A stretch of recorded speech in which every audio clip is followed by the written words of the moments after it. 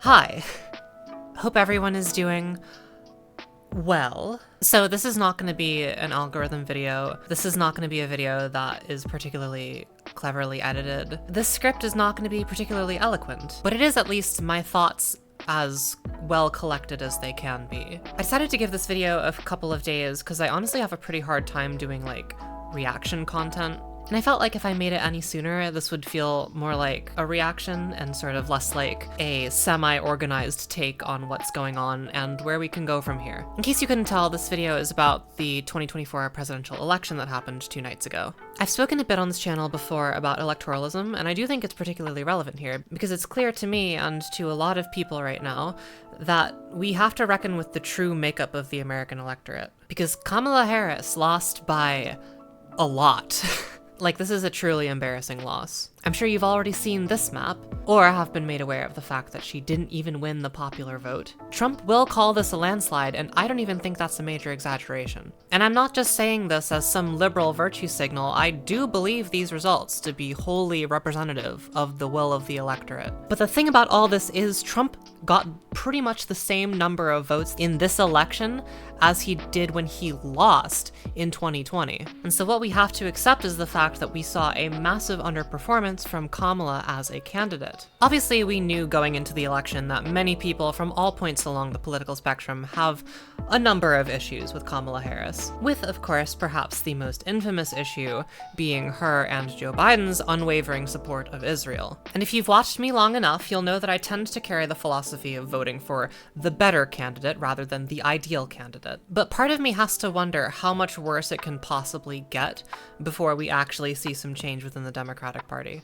If things ever reached a point where the election was between Trump and someone worse than Trump, would I even vote at that point? I've never firmly been on either side of this argument, but I do think this is the strongest case against voting for the lesser of two evils. Because whether we like it or not, it's increasingly obvious that voters did not see this election as a logical decision between the lesser of two evils. And I want to be clear that I don't have the answers to any of this right now. But I think these are the kind of things that we want to be throwing around in the back of our minds for the next couple of years. I want to believe that people are good, and I know it's incredibly disheartening to watch your country elect such a vile and corrupt person to its highest office. But that's the kind of spot we're in as a society right now. The American experiment produced President Donald Trump of its own natural processes. Is that surprising? I don't know. Maybe if you believe in fairy tales. So what do we do now? Well, if there's any reason to be hopeful, it's that conservatives have at least a solid 2 years in control of the entire executive, legislative, and judicial branches, which is to say that's at least 2 years for them to completely ruin the country. And experts in many fields have already warned several times over that Trump's proposed policies would be devastating to the American economy. So it's not exactly a silver lining, but whatever comes out of this presidency will either be Trump not fulfilling his promises,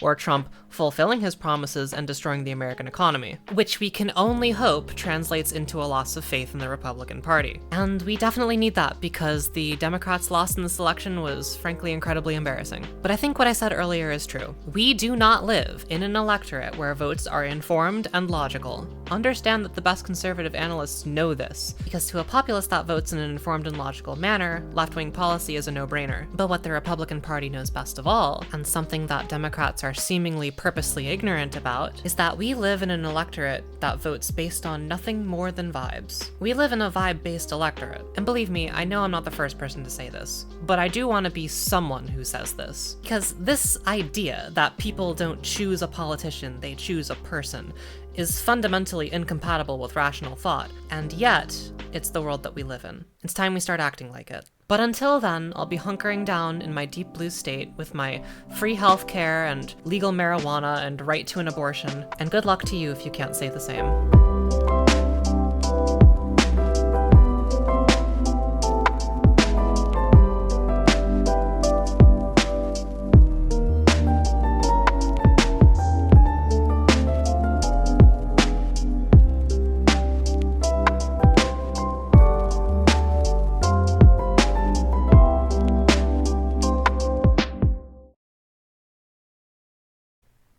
Yeah, dog.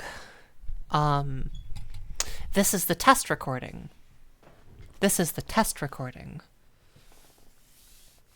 This is the test recording. So that's what this is right now. And now I'm gonna go see if it worked.